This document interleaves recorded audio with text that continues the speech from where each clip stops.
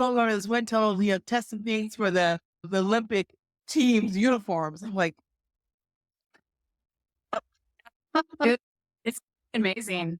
And Spyder Active Sports is based in Boulder, Colorado, and they're still there. And they have been the national sponsor for the U.S. Olympic Alpine ski team for 30, 40 plus years since Spyder was founded in 1978. And I had the opportunity in the years that I worked there for 8 years in the early 2000s to work with the U.S. ski team, specifically fine tune and perfect the patterns within the ski suits used by the athletes.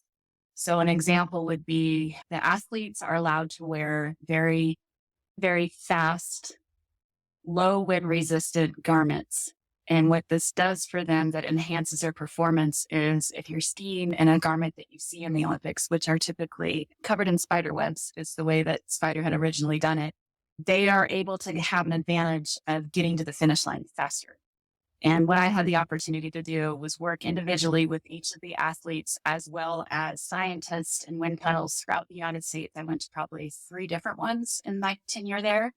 And what we do is we bring the athletes in, we completely fine tune and fit the individual suits to specific athletes. For example, at the time it was Bodie Miller, Ted Ligety, Julia Mancuso, and at the time Lindsey Vonn. And it was such an amazing experience because you get to tailor these uniforms to these athletes using the fabric that we worked with, developed, and created with professional fabric mills.